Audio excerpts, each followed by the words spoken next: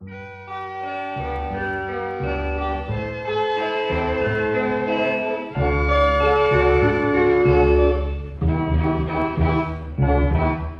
ខេត្តសៀមរាបប្រៀបថានៅសតកាលខ្ញុំប្រតិព័ន្ធការបាត់ដំប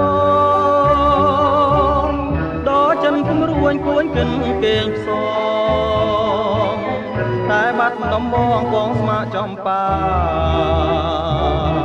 ឥឡូវបានយល់ចំពេសៀមរាប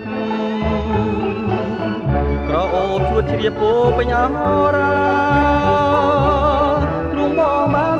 ពីរឿងស្នេហានៅការចំបារៀមក្រៀមក្រម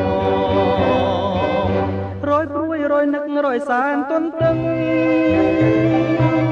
ពុំឃើញនំនឹងដែលជ្រៀងផ្ដាផ្ដាំកន្លងក៏ទៅជាអាយុខែឆ្នាំតើឲ្យទ្រាំចាំដេចទៅចំបៃសៀមរាបបងអើយមានតែអ្នកហើយព្រះលោកដំរើជួយផងគ្រាន់ឲ្យបងបានរស់នៅជាគ្នាតទៅនឹងចំបៃអើ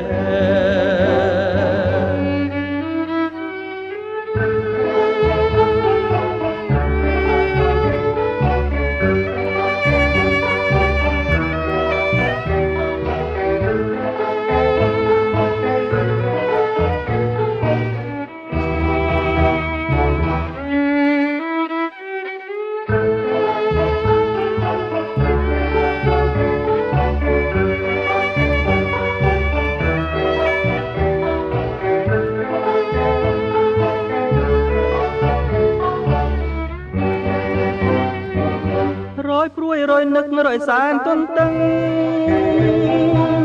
ពុំឃើញនំនឹងដែលជ្រៀងផ្ដាផ្ដាំកន្លងក៏ទៅជាអាយុខែឆ្នាំតើឲ្យទ្រាំចាំដេចទៅពេលនេះចំបៃសៀមរាបបងអើ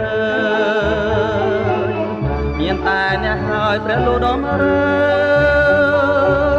ជួយផងគ្រាន់ឲ្យបងបានរស់នៅជាគ្នាតទៅនឹងចំបៃអើយ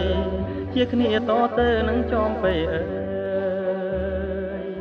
ជាគ្នាតទៅនឹងចំបៃអើយ